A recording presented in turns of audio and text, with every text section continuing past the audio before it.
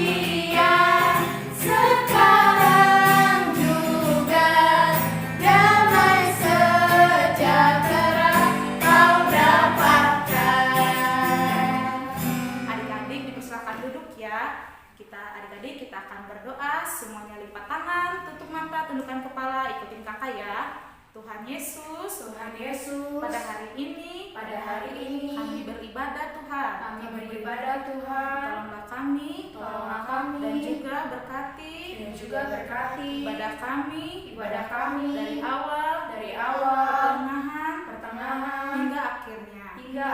Dan juga Tuhan, kalau di antara teman-teman kami yang sedang sakit atau tidak enak badan, tolong jamah dan sembuhkan mereka. Inilah doa kami Tuhan, dalam nama Tuhan Yesus, kami berdoa. Kita akan sama-sama amin.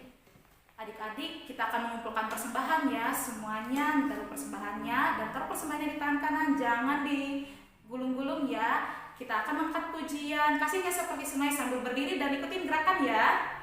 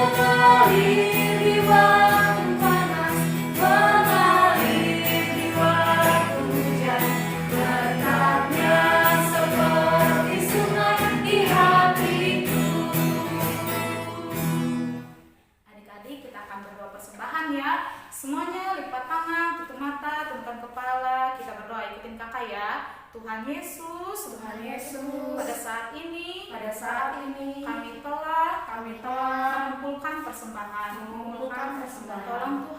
Tolong Tuhan, dalam persembahan ini menjadi pekerjaan untuk Tuhan. Dan juga Tuhan berkati kedua orang tua kami dalam pekerjaannya dan kesehatannya. Terima kasih Tuhan Yesus. Inilah doa kami. Haleluya. Amin. Adik-adik, sebelum kita mendengarkan firman Tuhan yang dibawakan oleh Kakak Hana, kita akan menyanyikan lagu Saya Istimewa sambil pakai gerakan ya.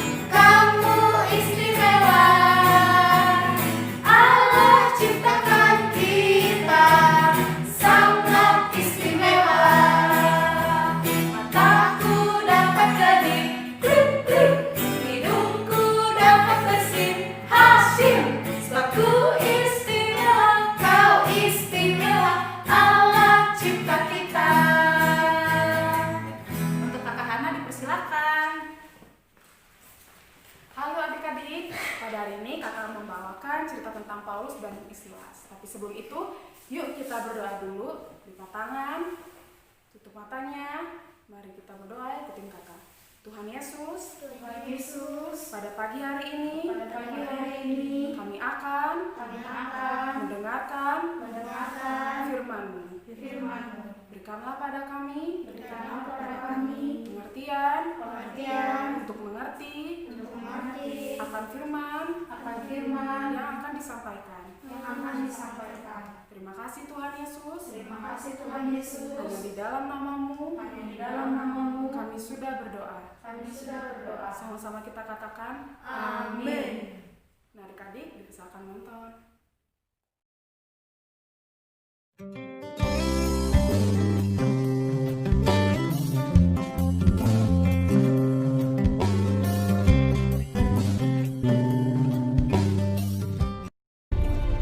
Pada malam harinya tampaklah oleh Paulus suatu penglihatan.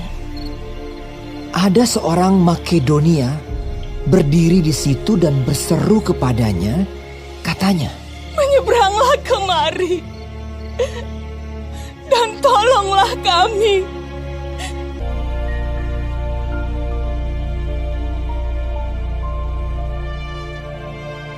Setelah Paulus melihat penglihatan itu, segeralah kami mencari kesempatan untuk berangkat ke Makedonia.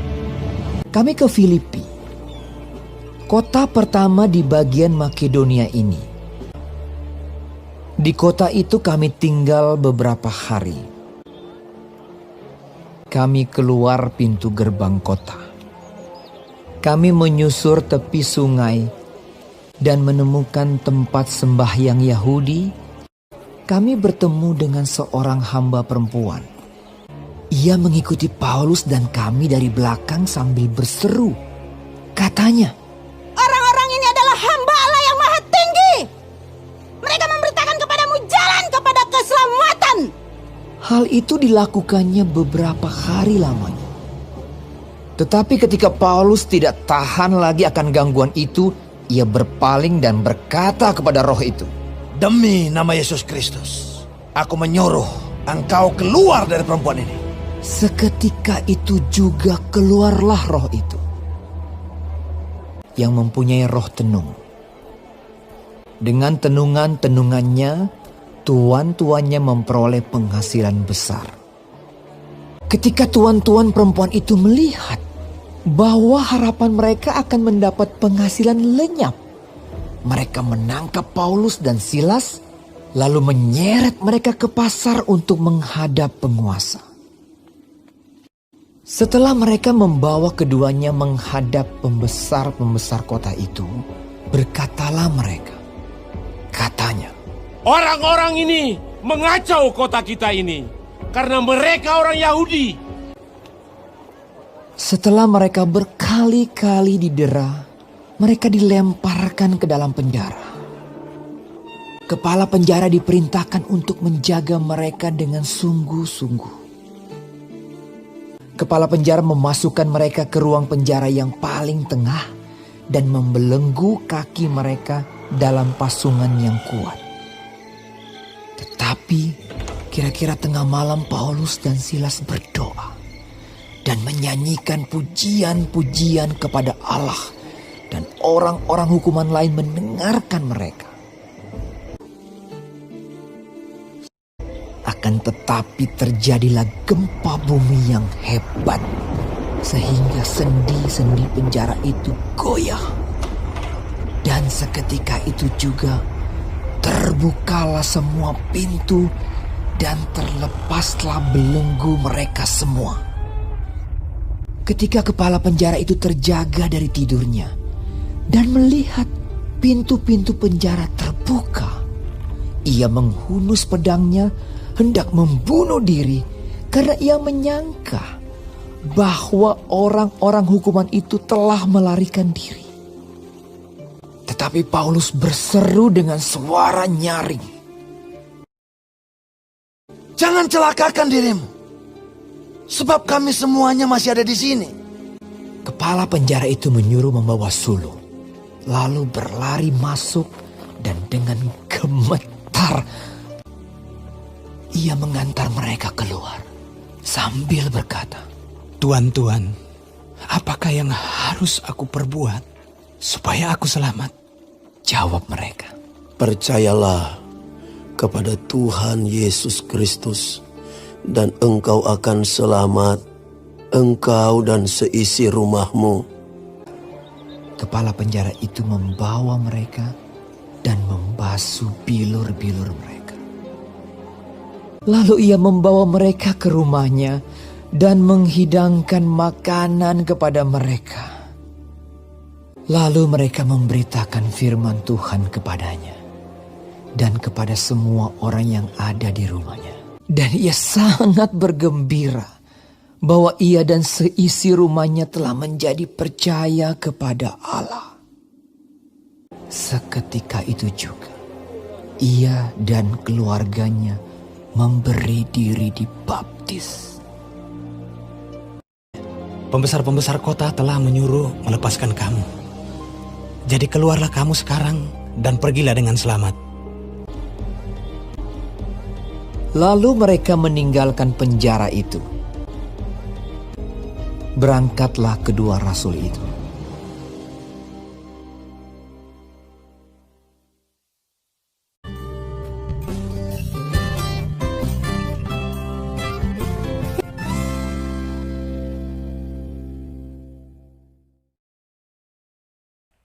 Nah, adik-adik, dari cerita Paulus dan Silas mengajarkan bahwa ketika kita bersama tetap dengan Tuhan Yesus, percaya dengan Tuhan Yesus, Tuhan pasti melindungi kita.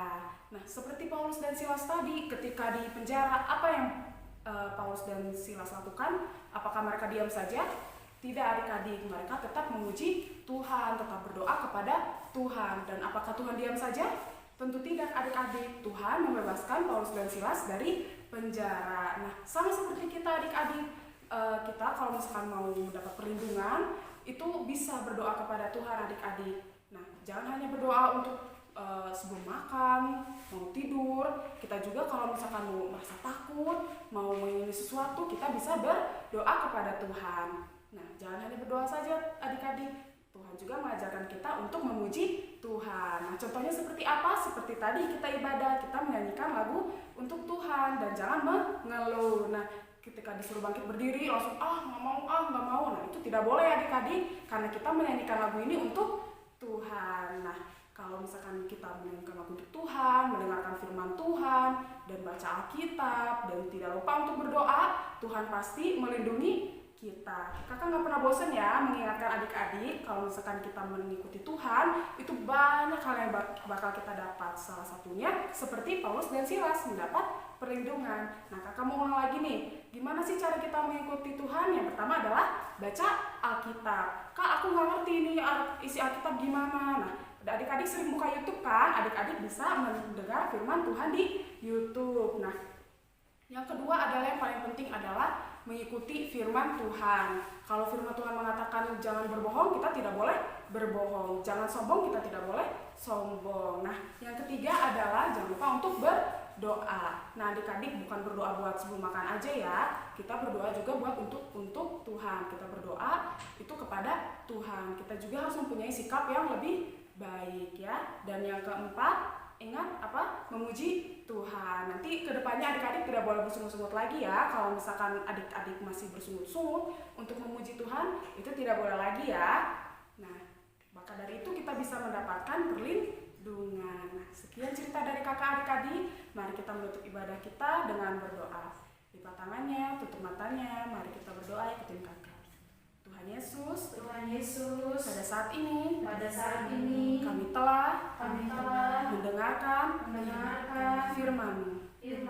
Bimbing kami Tuhan, dan lindungilah kami dimanapun kami berada, dan juga keluarga kami dimanapun mereka berada.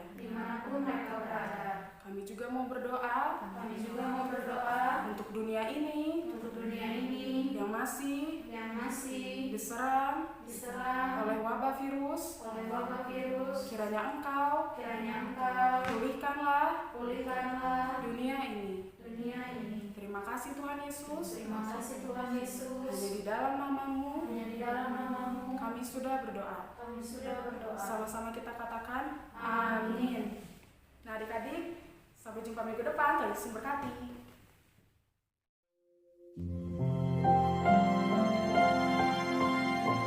Worship you in this place, oh God.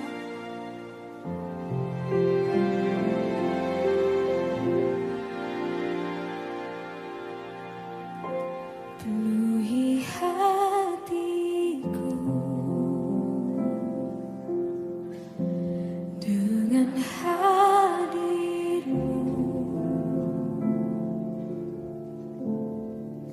Ku rindu memandang wajah-Mu, oh Tuhan, di dalam kekudusan-Mu. Bawaku dekat dalam hati-Mu. Ku